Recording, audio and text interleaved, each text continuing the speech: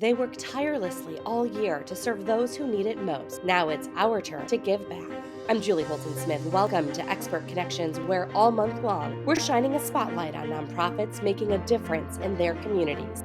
On this awesome day, the world's biggest day of impact across We'll everywhere. be sharing their inspiring stories, secrets to success, and practical tips that you can use to make your Giving Tuesday and year-end fundraising efforts go even further. Whether you're part of a nonprofit, a supporter, or just curious about the impact of giving, we're here to celebrate the power of community connections. Let's make this Giving Month unforgettable.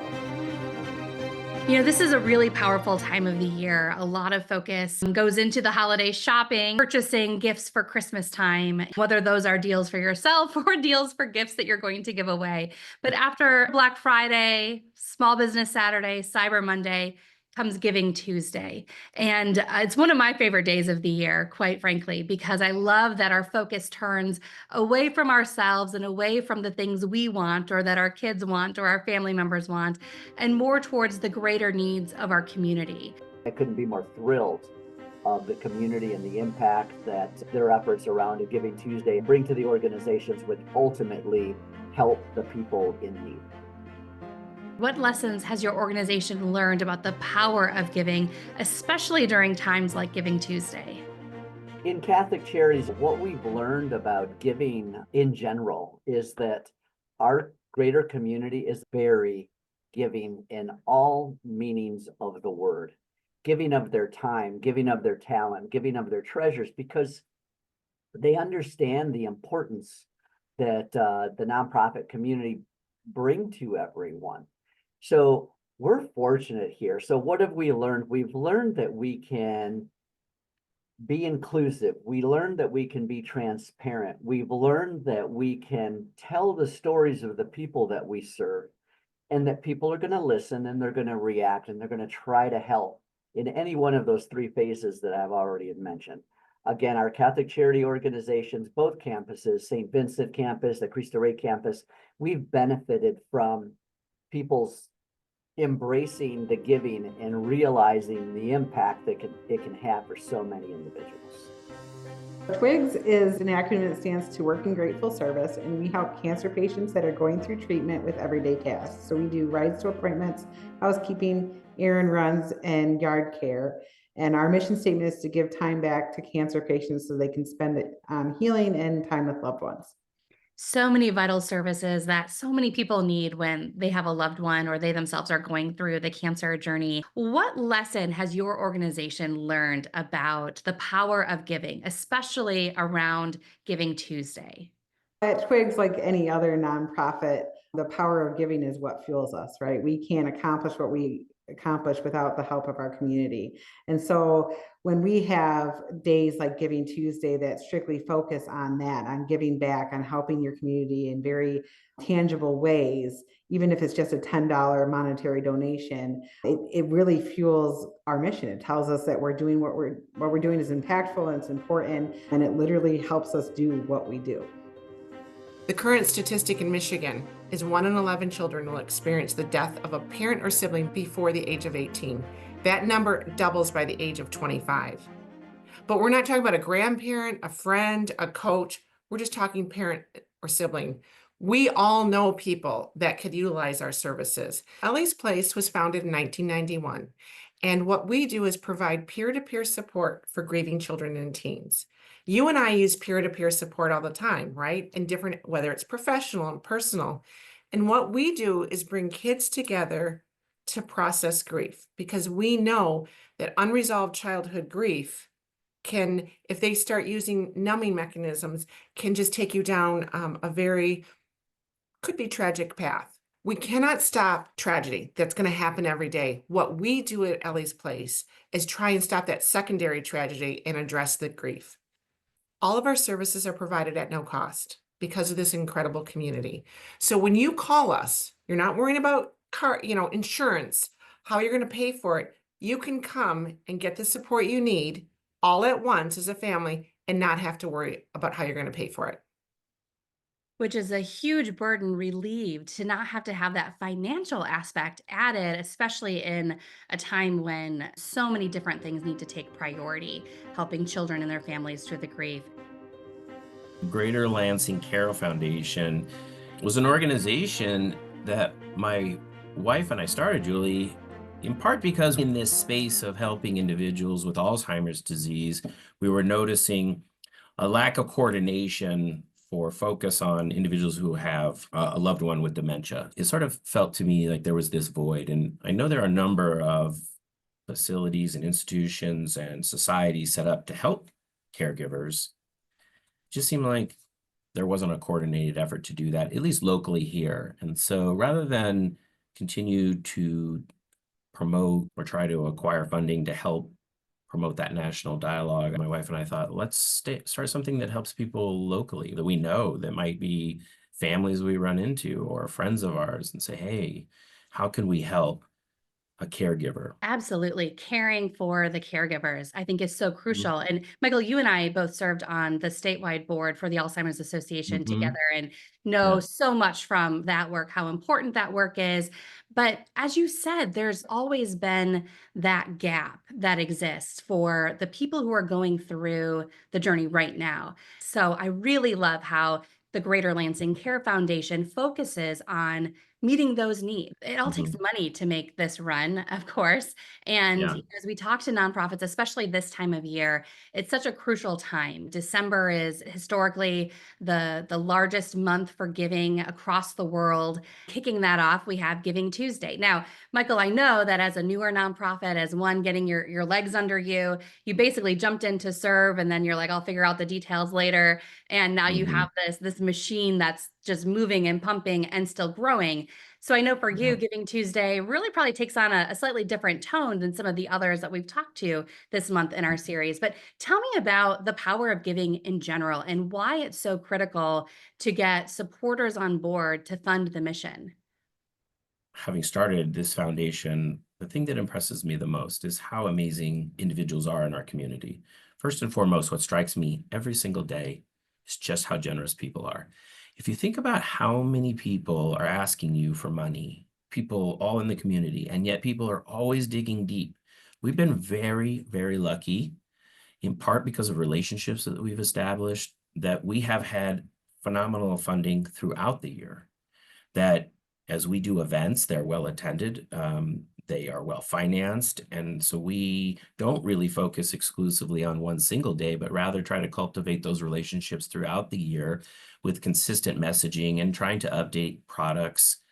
It never ceases to amaze me, from $1 to $20,000 donations that we get, how generous people are and how willing they are to forego their own needs in a lot of ways to just help people in this community. It is what motivated my wife and I to do this in the first place. It's the same feeling of like, hey, how can we best serve the people that we live with? How can we take the positives that we have in our lives, and then how do we extend that out somehow? So that's what most impresses me about the idea of a Giving Tuesday, is just how amazing people are in this community. And I see it every day. I go to all kinds of events. I'm asked for money all the time. I go to events where we're giving money. I'm going to different events where they're creating things, and I'm seeing people give all over the place. I got to tell you, my wife and I give to Ellie's place, which we find to be just a phenomenal institution. And I am blown away. I go to a breakfast, it's 60 minutes, $500,000 got raised. That's so powerful to me as a collective experience to be part of that. So when I think about Giving Tuesday, that's the stuff I think about. It's the spirit behind it that really impresses me. Um, I think we're really fortunate to live in an environment that we have so many people like that. Grit, Glam, and Guts, affectionately known as GGG, we empower girls, specifically teen girls ages 12 to 17 and young women.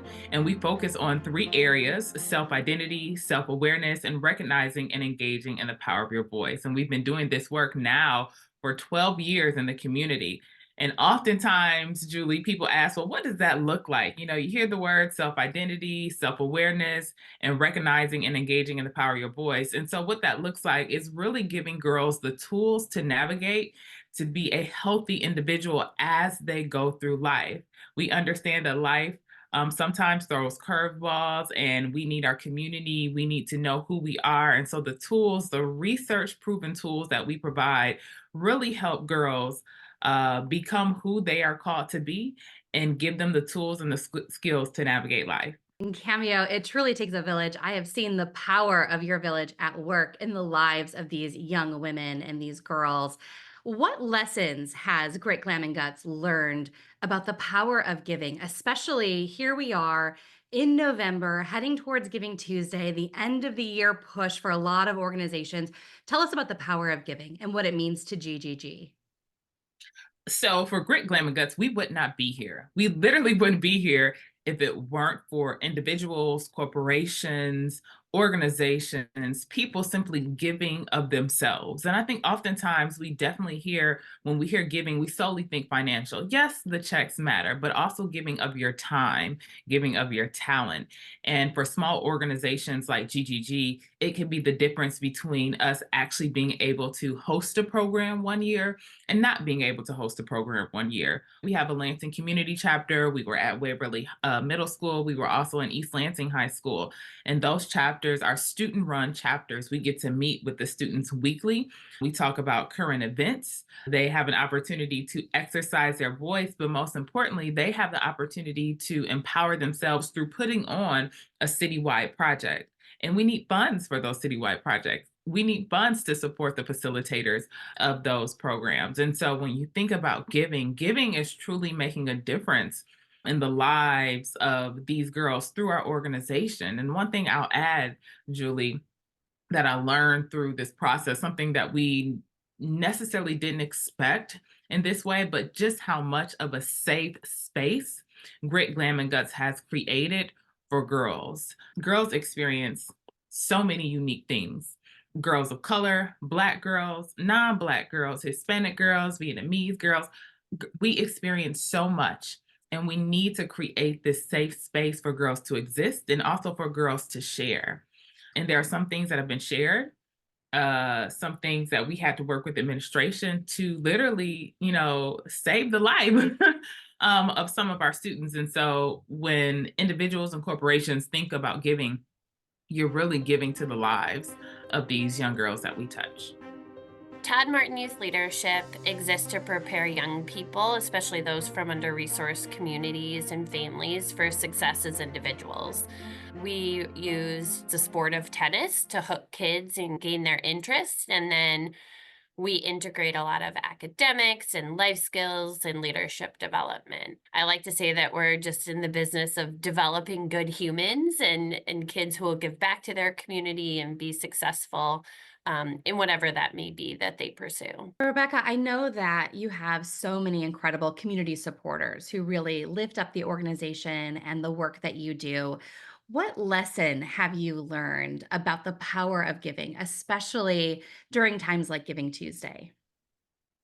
Yes, we do have an amazing community of supporters and always looking to add more to our TMYL family. And I think really one of the biggest things we've learned is just incredible impact that collective generosity can have on the lives of the kids that we serve. We've seen how, this one day of giving with Giving Tuesday, or even just the year-end giving in the November, December time, can bring a surge of support that just enables us to both maintain but also strategically expand our educational, leadership, and tennis programs. And what we've come to appreciate is that Giving Tuesday is more than just a day to raise funds. The money is great, but it's a reminder of how people, when we all come together around a shared sense of purpose, can really create a lasting impact. And it amplifies the importance of the community and engagement, inspires our supporters to not only contribute financially, but to also share with others. And I think that's a huge part of it too, is spreading awareness and encouraging more people to get involved. Joe, of course, this year, a big merger between St. Vincent and Cristo Rey coming together now to form Catholic Charities of Ingham, Eaton, and Clinton counties. Can you talk to us, give us an overview? The two incredible organizations in our community, now united as one, covering much needed services. Tell us about the needs in the community and the services that are provided. What this merger represents, it's the 1 + 1 = 3.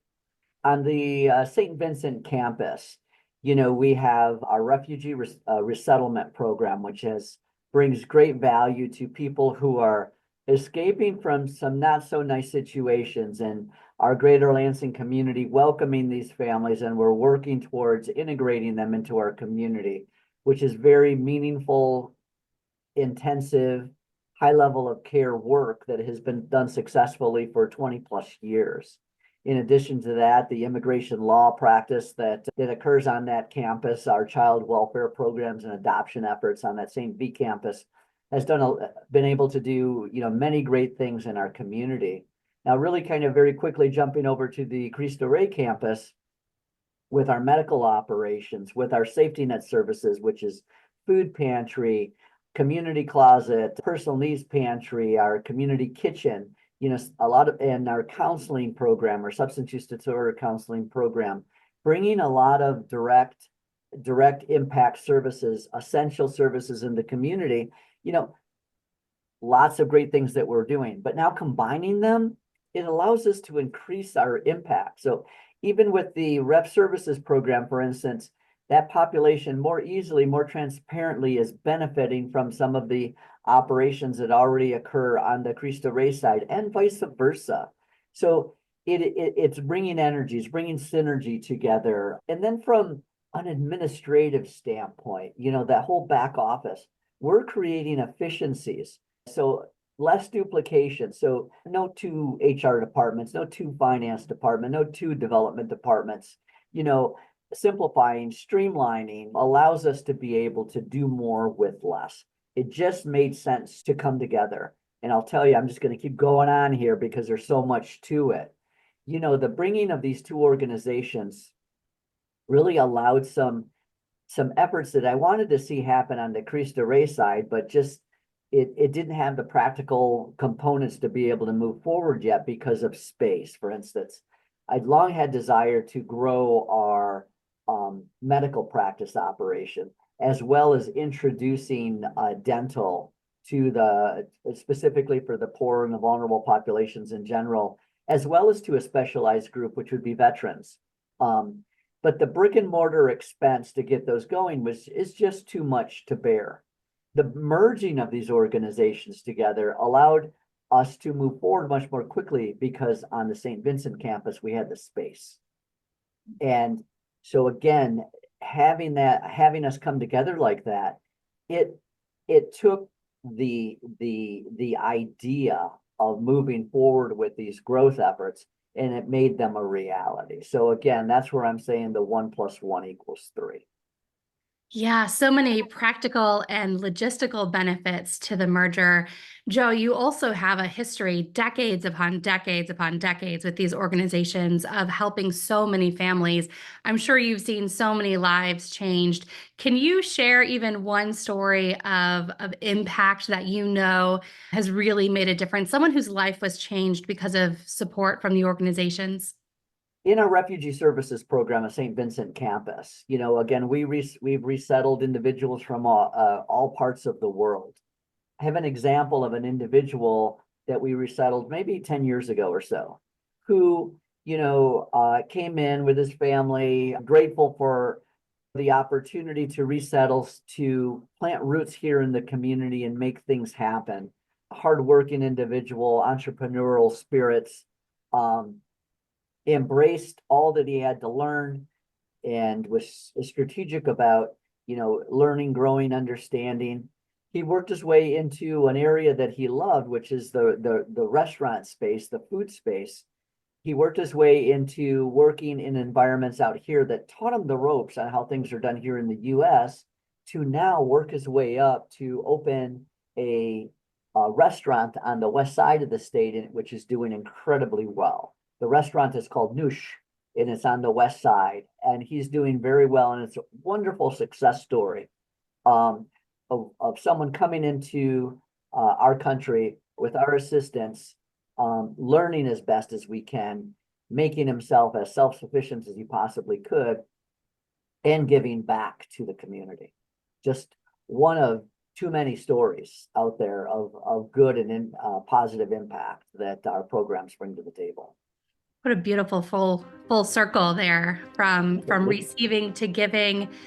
We have some of our alumni that have been having Zoom meetings with our current after-school participants to kind of share their journey through our program and what they're doing now. And so it's great to see that full cycle.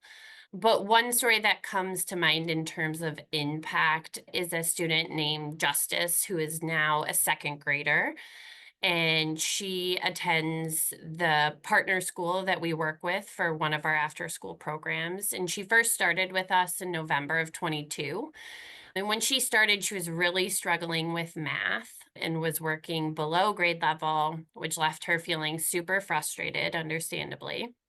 And we knew she had the potential. She was smart, but there were a variety of challenges holding her back, including the age she was when COVID hit and schools shut down. But our dedicated educators and tutors really got to work and focused on making learning fun and interactive through our math tutoring sessions, created personalized lesson plans, and lots of encouragement. Over time, she really took to the math concepts that she'd been struggling with and started believing in herself. And that confidence is huge. And by the end of this last summer, she had not only caught up, but she'd reached grade level proficiency in math, which is super exciting. And while the data is great, it's just watching her confidence grow and seeing how she will tackle any problems that come her way, math or otherwise, is really inspiring. And she is also extremely passionate about tennis. Loves tennis, will take any opportunity she has to improve her skills, whether it's through our programs or some of our generous donors provide sponsorships for our kids to take classes at local clubs. She's eager to get out on the court, and it's amazing to see how much she's grown. And she's not just learning the game, but she's really good. And so tennis has been such an important part of this development too, not just because of the physical activity that we know, all the health benefits and the mental health benefits of that, but it's really helped her to organically learn discipline, teamwork, perseverance. And it's a great reminder just that when we pair academics with the tennis, that it is a great cocktail for success. And so seeing her transformation, both in the classroom and on the tennis court, has been incredible.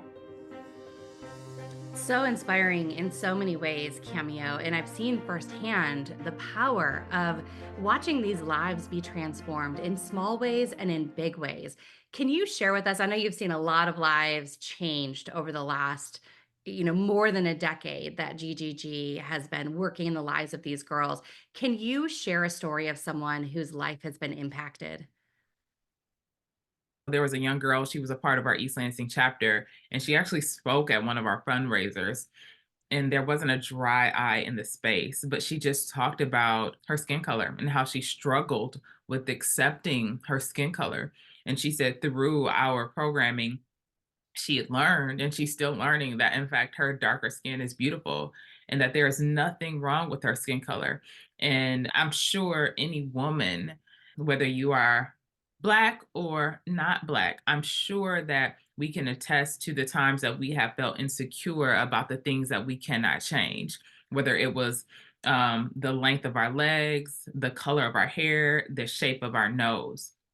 We have had those experiences, and to be in an environment where that part of you has been accepted and that part of you has been praised and affirmed that you are enough, that is a part of the work we do. Because I think sometimes when we think about this empowerment work, I'll use this phrase, that it it feels very surface level, right? That the work of Grit, Glam, and Guts is surface level, but it's not. The work of Grit, Glam, and Guts permeates every area of an individual. How you feel about yourself, how you use your voice shows up in your academics. It shows up in how you interact in your community. It shows up in your ideation about life, like who I want to be. And so our work is serious work. It is deep work. It impacts the individual, which then impacts the community. Oh, and Cameo, I know you and I have had so many conversations, personal conversations about how our lives would have been if we had when we were kids, what you and your volunteers and your staff, your team, what you are now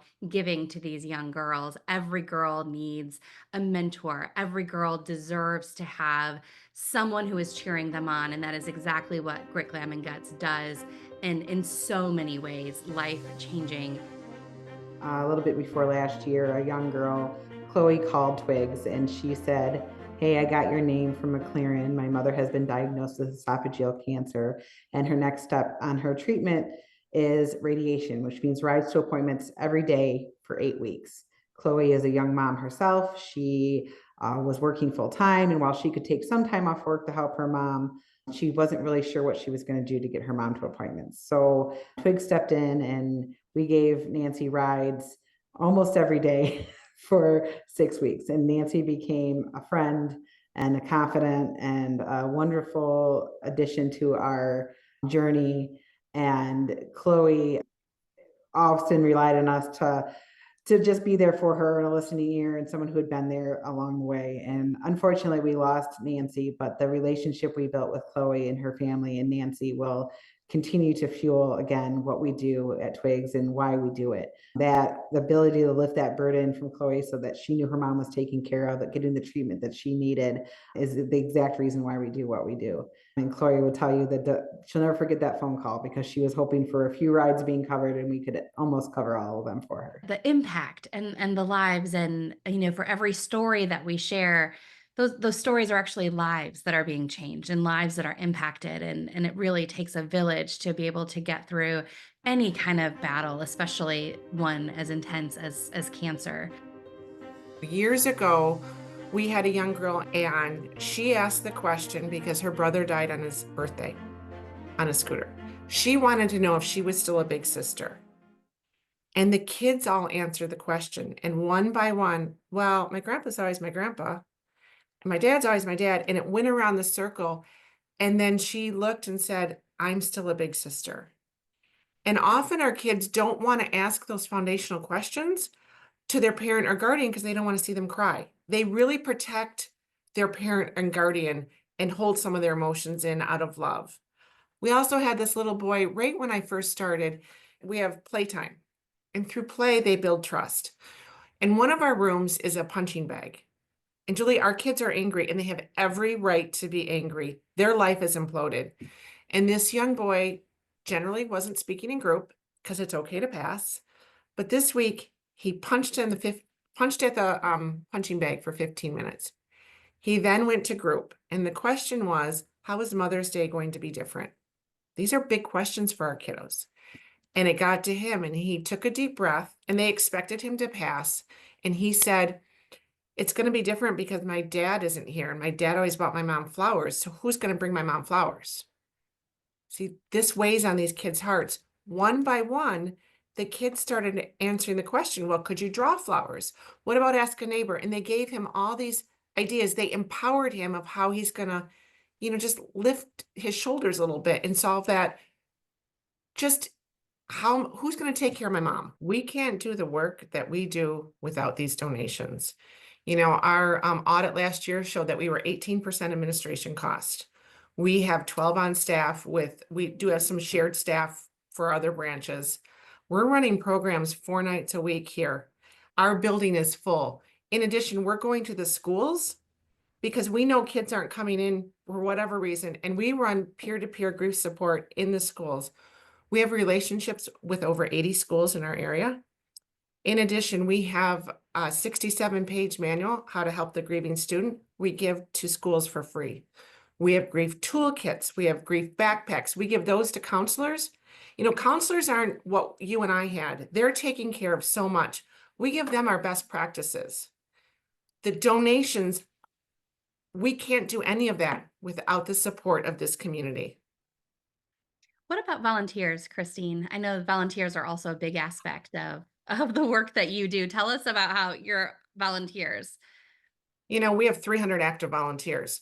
4 nights a week, we have 25 to 30 volunteers who work with our kids. They agree to be on the same night. Let's say if you're Monday night, you come every Monday night and you're in the high school room, because it's very important that our kids and their support groups have the same facilitators. So they're agreeing to be here for 9 months.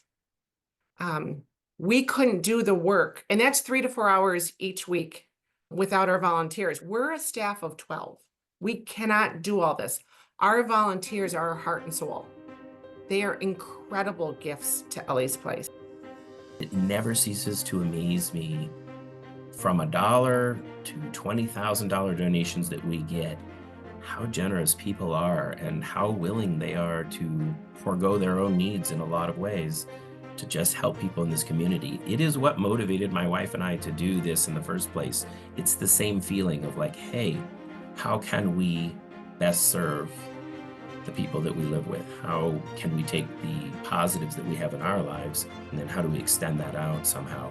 So that's what most impresses me about the idea of a Giving Tuesday, is just how amazing people are in this community. And I see. Oh gosh, it's just, and you know, we all want to be seen. And I think that's really important. It's really impactful. And, you know, we in this greater Lansing community, for instance, we're grateful. A lot of good nonprofits out there doing phenomenal things. And these efforts shine a light on what's going on, shine a light on the goodness. And personally, I couldn't be more thrilled of the community and the impact that their efforts around a Giving Tuesday and other events bring to the organizations, which ultimately help the people in need. There is so much good in this community, so much caring and just wanting to take care of others. And the reality is, we're a stronger community when we care for those that need us most.